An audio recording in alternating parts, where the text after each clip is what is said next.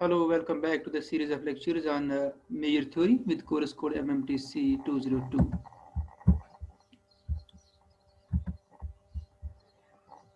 Today, in this lecture, we will characterize the additive functions, continuous additive functions. Okay. So first, we define an additive function. Let me see.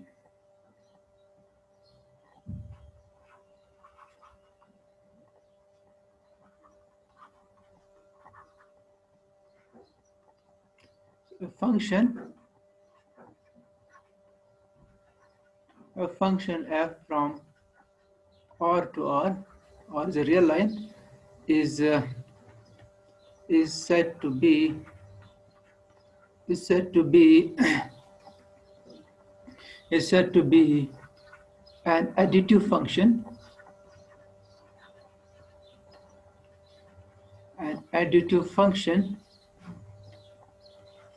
if f of x plus y is equal to fx plus fy for all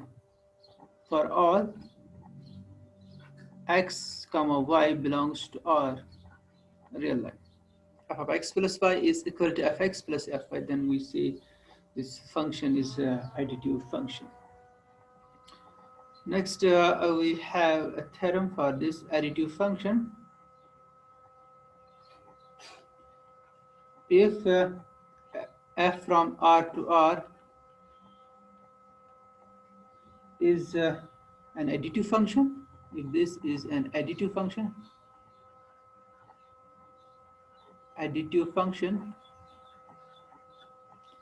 this is an additive function,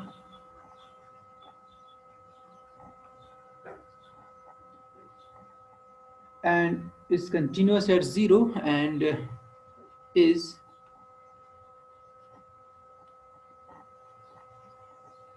continuous at 0, then there exists a constant c. Then there exists a constant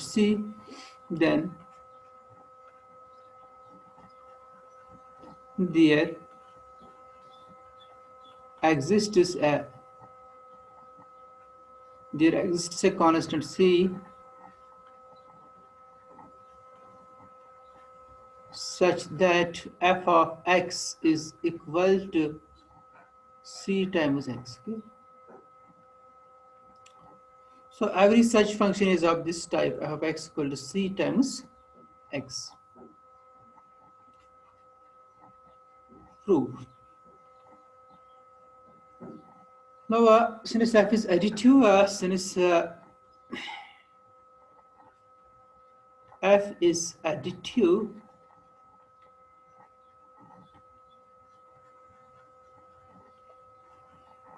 therefore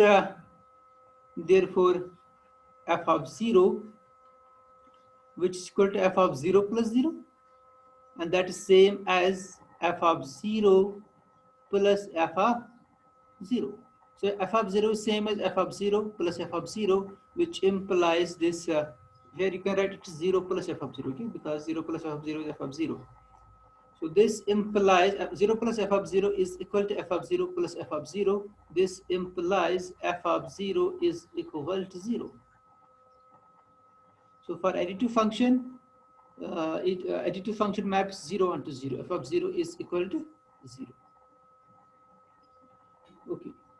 So next we check. Now we check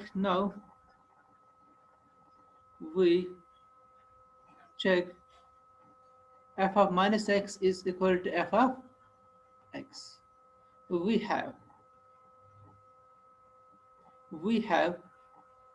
f of 0 is equal to f of x plus minus x. Okay, x plus minus x is 0, which implies f of 0 is 0. 0 is equal to f of x plus f of minus, because f is additive. So that means we transfer this f of x on this side, which implies that minus f of x is equal to f of minus x. So this proves this property.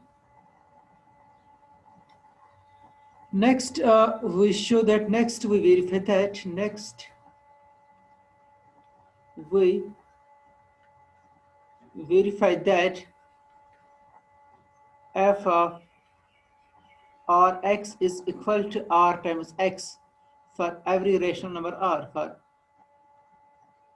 every rational r. If r is any rational number, if r is any rational number, then f of rx is equal to r times f of x. So we prove this by steps. We first prove this for positive integers. Let k be a positive integer. Let k be a positive integer, then f of kx is equal to f of x plus x plus x. It's k times x, okay, because k is positive. By applying the additive property of f, it's f of x plus f of x plus f of x. That's k times f of x, which is equal to k times f of x. Now, let k be a negative integer. Now let k be a negative integer. Then this k is equal to minus times m, where m is a positive integer.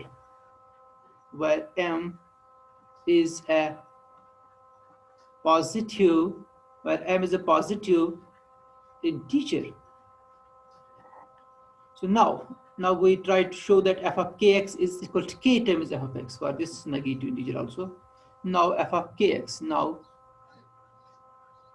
f of kx is equal to f of minus times mx. Since f of minus x is equal to minus times fx for each x, so f of minus mx, because mx is also a real number, f of minus times mx will be equal to minus times f of mx. It's equal to minus times f of mx. But now here this m is a positive integer, and we have already proved that f of kx is equal to k times x if k is any positive integer, and here m is positive integer, it will be equal to minus times, this is m times fx. Okay? But this minus m, it's equal to k, it's k times f of x. And if k is equal to 0, then clearly this f of kx, which is equal to f of 0 into x, that's equal to f of 0. F of kx is equal to 0, which is equal to 0, and k times f of x, which is equal to 0 into f of x, that's also equal to 0. So for 0, f of kx is equal to f of 0 into x is equal to 0 into, because both are equal to 0. So thus f of kx is equal to k times f of x for every positive integer, for every integer, not only positive, for every integer k. Now let r is equal to p by q be any rational number, be any rational number, then f of p x is equal to f of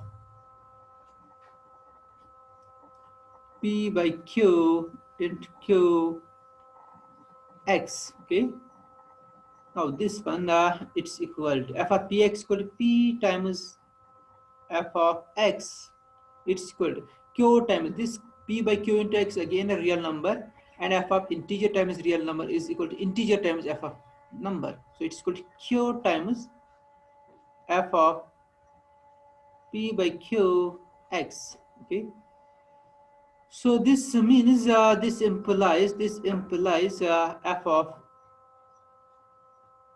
p by q of x is equal to, So transfer this q on this side, it's equal to p by q times f of x. So that means f of rx is equal to r times f of x, where r is an irrational number. So this proves this property also. Now, since this function is continuous, now since f is continuous, since f is continuous at 0, so therefore for all epsilon positive, there is delta positive, such that this mod of fx minus fy less than epsilon, whenever mod of x, sorry, it's 0 here, it's continuous at 0, whenever mod of x minus 0 is less than delta. So this also means that this is true for each x with mod of x minus y, mod of x minus 0 less than delta. So this implies mod of f of x minus y, replace x by x minus y, minus f of 0 is 0, is less than epsilon whenever mod of x minus y minus 0 is less than delta. But this x minus y, f of x minus y is same as mod of fx minus fy, because f is additive, is less than epsilon when our mod of x minus y is less than delta. So that means f is continuous at any point y. So using the additive nature, so this shows that therefore f is continuous at every point. Therefore f is continuous at every point of R. Now, now let x belongs to R, x in real number. Then, since rationals are dense in R, then there exists a sequence. There exists a sequence Rn of rationals such that this Rn it converges to x.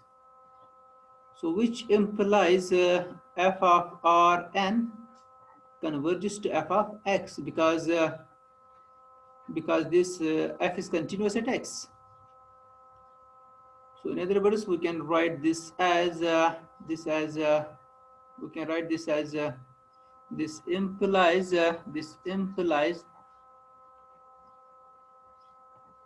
f of x is equal to, or you can say,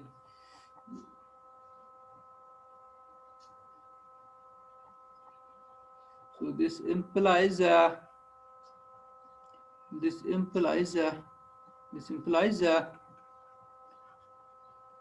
limit n approach to infinity, f of Rn is equal to f of x, which implies that this is limit n approach to infinity, but f of Rn, it is f of Rn into 1.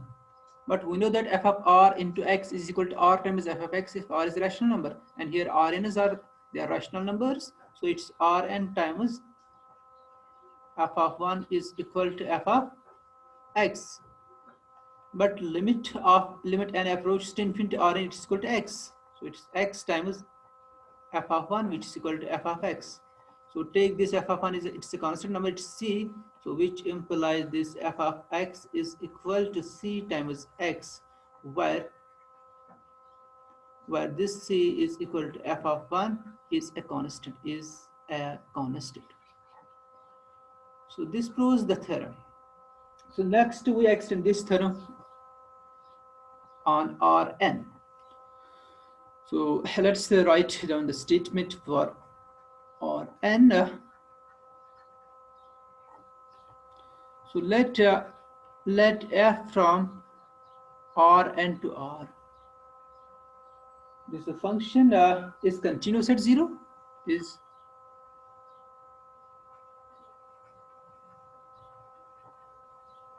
continuous at 0 for each variable, for each variable, for each variable, and continuous and additive for each variable, and it's also additive for an additive for each variable separately. Okay, so I will explain this separately, and additive for each variable separately. Then there exists a constant c. Then there exists a constant c, such that this is here f of n tuple, because it's f is a function from Rn, it's a function from Rn to R. So I take this f of n tuple, f of x1, x2, xn is equal to, here on this side it's the real number, it's c times x1, x2, xn. So that's the statement of theorem for Rn. If Rn from R is a function which is continuous at 0 for each variable and additive for each variable separately. Okay. So prove.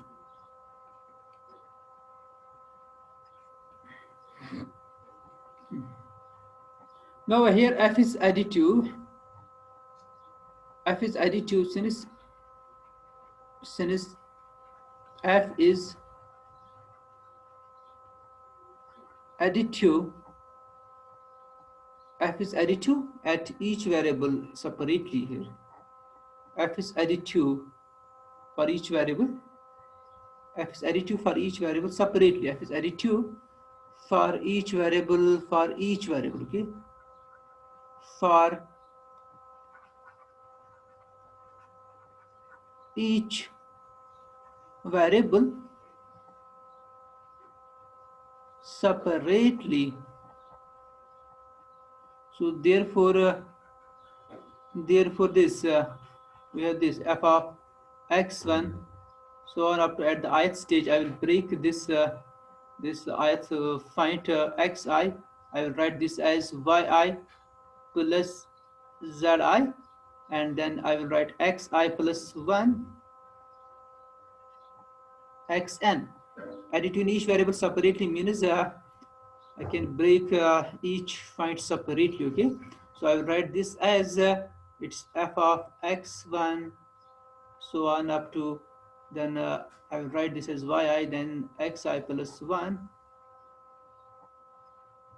xn plus f of x1, so on up to zi, then xi plus 1 and xn. This is what do we mean by separately at each variable, separately for each variable separately. This additive for each variable separately, where this one less or equal to I, less or equal to n. So if I is equal to 1, then I have to break the first coordinate. I will write x1 as y1 plus z1. It's y1 plus z1 comma x2 so on up to xn, which is equal to f of y1 comma x2 so on up to xn plus f of z1 z1 x2 x3 so on up to xn. Similarly for I equal to 2, this is f of x1 comma y1 plus z, y2 plus z2, then x3 x4 so on xn, and it's equal to it will be equal to f of x1 y2 x3 x4 so on up to xn plus f of x1 then y then z2 x3 so on up to xn. So this is additive in each variable separately. So if you want to this do it for first value. For first value, it means that like this: f of say a1 plus b1 comma x2 x3 so on up to xn. It's equal to f of a1 x2 so on xn plus f of b1 x2 up to xn. Okay, so this one is this one is f of x1 f of a1 plus b1 it's this okay. So now also also f is continuous at each continuous at 0 continuous at 0 for each variable. Okay, continuous at 0 for each variable, for each variable separately.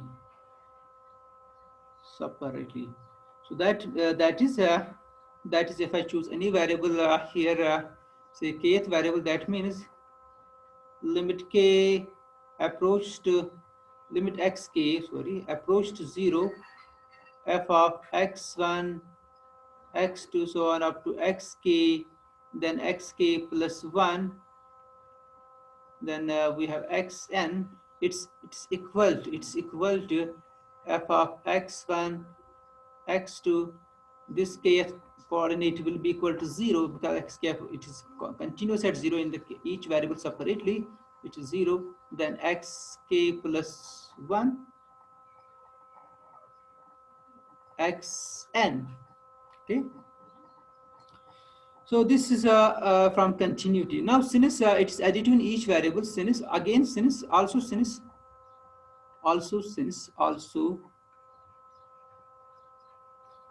since f is,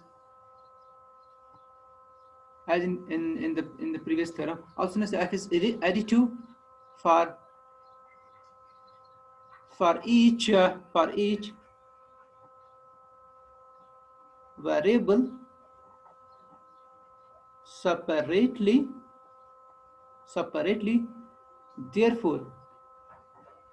therefore f is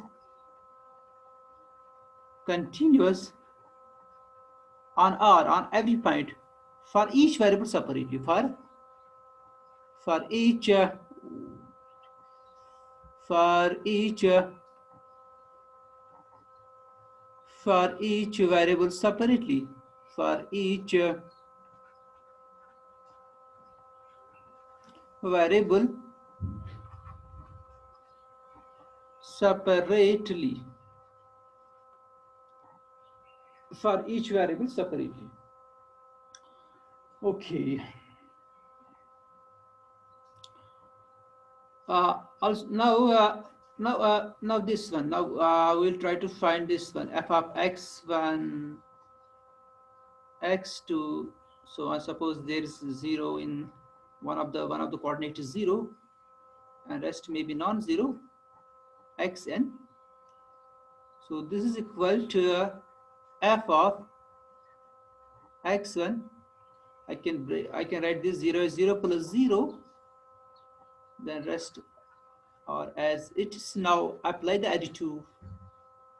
additive property.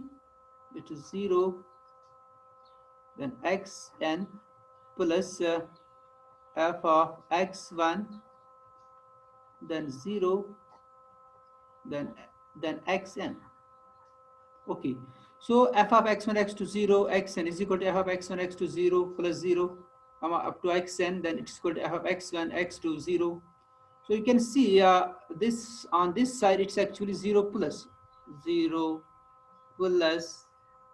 f of x1 x2 0 up to xn. So it's equal to this one. These two are equal. Okay. So you can see this now f of x1, x2 up to then 0, then xn is equal to 0 because you can cancel these two. Okay. So this implies f of x1, x2. Then if it's one of its coordinate is 0 and the rest are non-zero, then its value is 0 actually. Its value is 0. Now next we show that next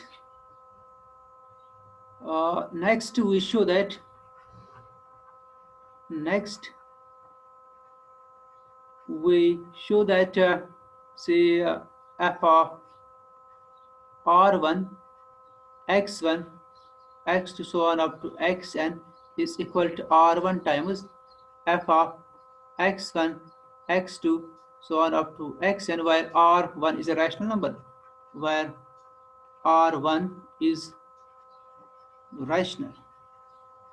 The proof is similar. You fix the other coordinates and you do it for first coordinate only. Similarly, for second coordinate, you can see this will be similarly. You verify this yourself. Verify it. Okay? Verify it. Similarly, f of x1 r2 times x2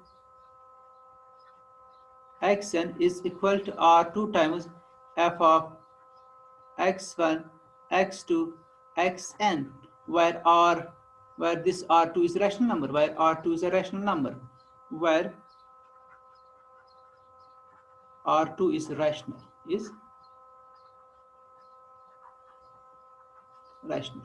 So similarly, you can do it for each variable. Okay, so thus we have the following. Thus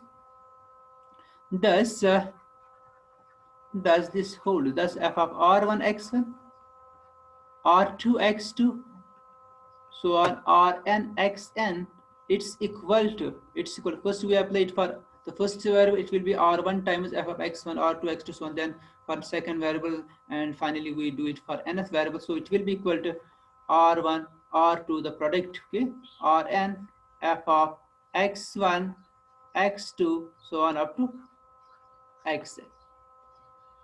So this is a star. Now let x1 x2 so on up to xn is any n tuple. This means x1 is a real number, x2 is a real number, so on. But the rationals are Dennison reals, so therefore for this x1 I can find the sequence of rationals such that sequence converges to x2, and also I can find the sequence of rationals for x2 converging to x2, and similarly I can find the sequence of rationals for xn such that xn converges to such that the sequence converges to xn. So now let's take those sequences. Let this one rn power 1 so on up to, you can find the n sequence actually. So here I will write m instead of m. Okay, rm power n b sequences of rationals, b sequences of rationals such that these are the sequence of rationals such that first sequence rm1 it converges to x1, the limit is with respect to m. Okay, and second sequence is rm2 it converges to x2 with respect to m, and continue this process rmn it converges to xn with respect to m. Okay, now this since they converge to x, therefore this limit m approach to infinity f of rm1 rm2 so on up to rmn it's equal to the f of the limits, but the limits are here f of x1, x2, so on up to xn. Okay. So this implies f of x1, x2, so on equal to xn is equal to, and is equal to this limit, but f of rm, it's rm into 1. Okay, it's rm into 1 here. You can write rm into 1. Okay, so this we have already shown that this one f of r1 into x1, r2 into x2, so on rn into xn is equal to r1, r2, rn f of x1, x2, so on up to xn. So I can apply this here by star. So this is equal to limit m approach to infinity rm1, they are rational rm2, so on up to rm n into f of 1, 1, so on up to 1 by star. Okay, this implies f of x1, x2, so on up to xn, it's equal to, but when limit m approaching to infinity rm power 1, it approaches to x1, this limit is x2 and this limit is xn, so it's equal to x1, x2, so on up to xn, and into f of, so write this f of 1, it's some constant number, write this as c. Okay, so this means it's equal to c times x1, x2, so on up to xn. So this proves the result where the c is equal to f of 1, 1, so on up to 1 is a constant, is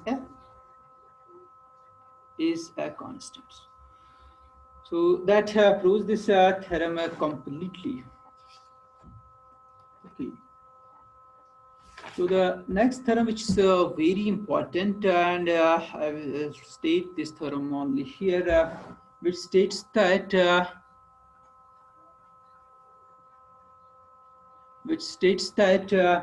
if mu, let mu be a translation invariant Borel measure, let mu be a translation invariant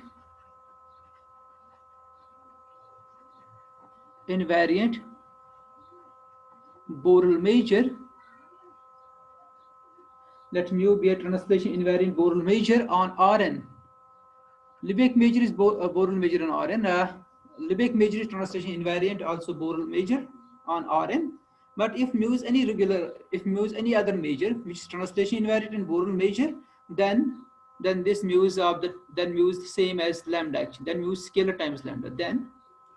Then mu of A is equal to C times the Lebesgue measure of A. So it is same as actually Lebesgue measure. So every measure which is translation invariant and Borel measure is actually scalar times the Lebesgue measure, where C is constant, where C is a constant, where C is constant. Obviously it is non-negative constant, C is a constant.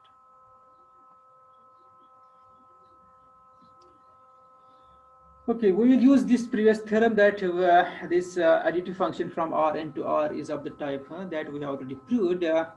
We'll use this theorem and we'll try to construct such function here from Rn to R, which is additive and continuous at 0. And then we apply the previous result to obtain this result. Thank you.